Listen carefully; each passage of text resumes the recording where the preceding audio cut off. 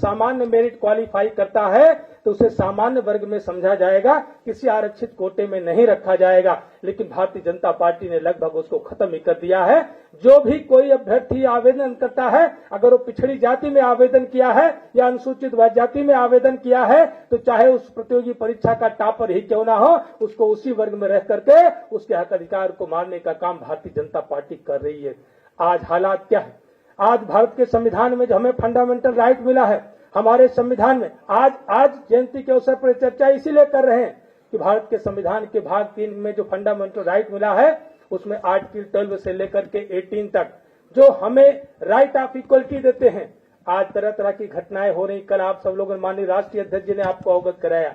कि एक व्यक्ति जो पिछड़ी जाति का है, यादव बिरादरी से है, अगर वह भागवत कथा कर रहा तो लोगों ने जाति पूछ करके उसको अपमानित करने का काम किया और ऐसा कृत्य करने का काम किया जो शायद ही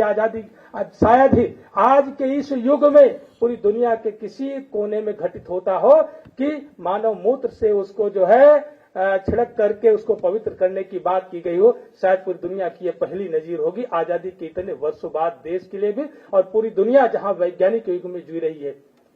तो निश्चित रूप से आज भारतीय जनता पार्टी न उसको वैज्ञानिकता पर भरोसा है, न संविधान पर भरोसा है और न पिछड़े दलित जो अल्पसंख्यक हैं, जो पीडीए की बात समाजवादी पार्टी, जो हमारे माननीय राष्ट्रीय अध्यक्ष जी जिसके हक अधिकार को लेकर के सदैव चिंतित रहते हैं, आज भारतीय जनता पार्टी उन्हीं के हक अधिकार को मिटाने का काम कर रही है। तो ऐसी जितनी भी भर्तियां भारतीय जनता पार्टी की सरकार में हुई हैं, वो सभी आरक्षण अधिनियम का पालन नहीं हुआ और वहीं पर जो हमें राइट ऑफ इक्वलिटी और राइट ऑफ फ्रीडम, जो right of freedom of speech जो हमारे भारत के संविधान का अंग है, आज भारतीय जनता पार्टी ने उनको खत्म करने का काम किया। अगर हमें शिक्षा लेने का अधिकार है तो हम शिक्षा दे क्यों नहीं सकते? सवाल राष्ट्रीय अध्यक्ष ने कहा और ये चर्चा का विषय बनता है कि क्या आप देश को फिर से उसी पुराने हालात में ले जाना चाहते हो? आज कोई भी विरोधी पार्टी का व्यक्ति, खासतौर से समाजवादी पार्टी का अगर व्यक्ति है या विधायक है, सांसद है या कार्यकर्ता है, वह सरकार की नीतियों का विरोध करता है तो उसके ऊपर फर्जी मुकदमे लगा करके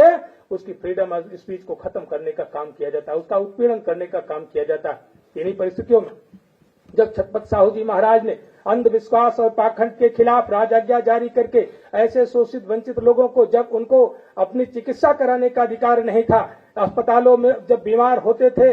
तो उनको चिकित्सा नहीं दी जाती थी, अछूत समझ करके दूर कर दिया जाता था।